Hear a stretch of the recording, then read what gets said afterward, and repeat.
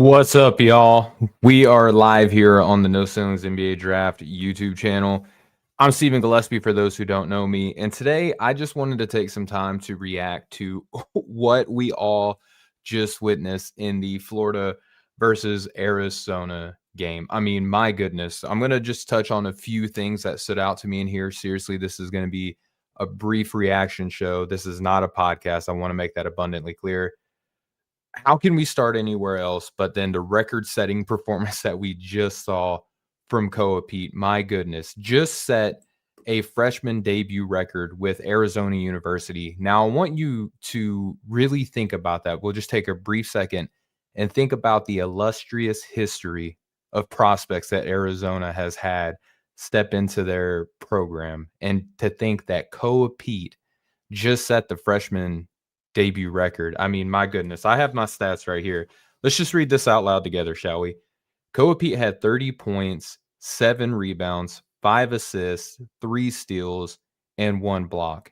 He was 11 of 18 from the floor, went to the free throw line 12 times, and finished 8 of 12. Not even dominating at the free throw line in terms of efficiency, but my man just put on such pressure on the rim the entire outing. It was insane. And there's an abundance of plays already coming into my head that just exemplify how awesome that 30-point outing was for him. I mean, which dunk do you want to start with? Do you want to start with the lob finish over Alex Condon, or do you want to start with the dunk that he just stole the ball in transition immediately following the oop finish that he just had, the one-handed lob finish over Alex freaking Condon, and then steals the ball in transition, runs down the court and throws it down again. And that's in the second half. That's completely different than the sort of scoring performance that we saw him have in the first half, where it was mid-range shot after mid-range shot after mid-range shot. I mean, there's going to be people, and I might be one of them. Hi, it's me, I'm the problem. However the song goes, right? I might be one of these people throughout the year as like a draft analyst who says, where's the shot? Where's the jumper? You got to have the jumper if you're going to be successful. Shout out to Corey Teleba, who's already tweeted out he's going to be a dude whether or not he can shoot at all. It might be true, but there are going to be people who want to see the jumper. It doesn't matter, though, if Koa Peat can just get to the rim at will. It does not matter at all. I mean, in my notes, I feel like I ran out of ink of all the times that I just wrote Koa Midi.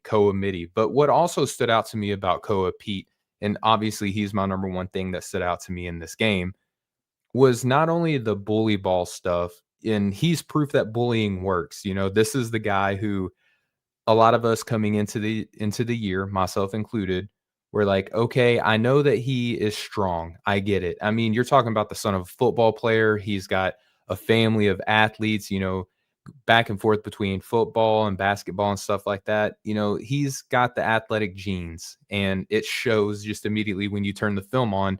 Sometimes Occam's razor, the easiest, description sometimes is the truth. Sometimes you just look on the tape and the NBA athlete just is standing there looking at you. That is Koa Peat, right? But the bullying aspect of his game is going to be probably a point of conversation throughout the point of the year, but it doesn't matter if he's not shooting a lot, because you're going to win basketball games with Koa Peat continually putting pressure on the rim throughout the night. But it wasn't just the back to the basket scoring. It wasn't just the cutting away from the ball. It wasn't just the running in transition.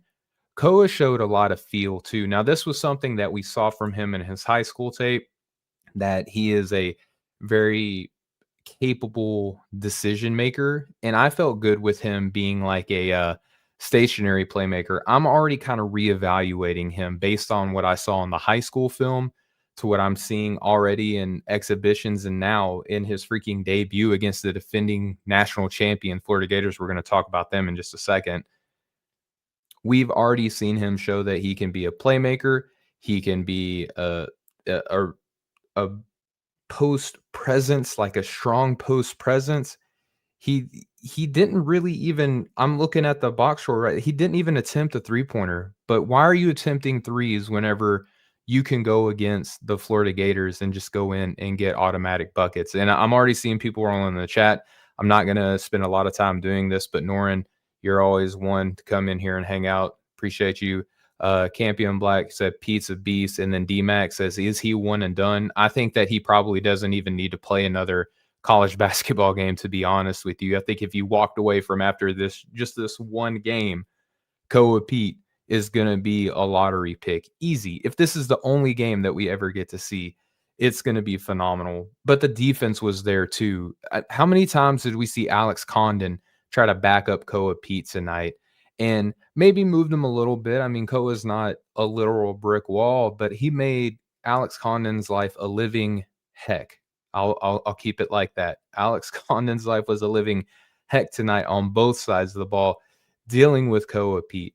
That was just a phenomenal performance. I'm not going to get into super great detail here. I'm overwhelmed by the performance that we just saw from Koa Peat. The second thing that stood out to me, and this was a roller coaster ride of emotions for me, because coming into the year, for anyone who's listened to me talk with, Ryan Hammer of the Blue Blooded podcast, or listen to me talk on the Draft Sicko show with my co-host Jam Hines, my biggest concern when previewing this Florida-Arizona game was the backcourt. I have let that be known because you're talking about, Walter Clayton Jr. has been drafted, Elijah Martin has been drafted, and Will Richard has been drafted too. They bring in Boogie Flan, that being Florida. They bring in Boogie Flan and Xavier Lee, and they just look completely different than the guard rotation. Don't forget Denzel Aberdeen too, who's playing for Kentucky this year. They just look completely different. They're a different style of guard. And at first, I even tweeted this out. I said, all of my worries have been neutralized, because the opening few sequences of Florida's offense were Xavier Lee getting to the bucket and applying paint touches, Boogie Fland applying paint touches. What's my man's name? I'm not even going to lie. Who was the guy that came in off of the bench for them? The international guy. I'm trying to find him in my notes. Kloschar. Am I saying that right? I'll edit this later or whatever. I'll change how I pronounce it later. But all these Florida guards were attacking the basket and getting downhill. And then I was like, okay, Coach Golden is making me eat my words. Then the rest of the game happened, and I almost lost ink in my pen from writing however many times that Boogie Flan was blocked.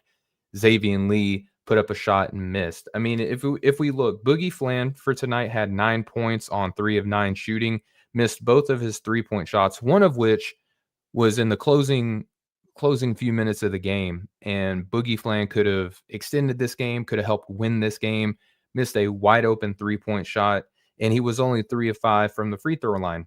Xavier Lee had 14 points, had 5 assists, but he was only 29% from the floor on 5 of 17 shooting, 3-11 from deep, and only 1 of 2 from the free throw line. So these guards, the reason that I kind of doubted Florida being ranked as high as they were was because of this backcourt. And a combined 15 points between the two, and the Boogie Flan shot 33% from the floor, Xavier Lee shot 29%. Obviously not going to be able to get it done. And then for Florida too, just real quick, man, that CJ Ingram first half was enough for me to be like, man, I'm so glad that I mentioned him on the show that I did with Ryan Hammer.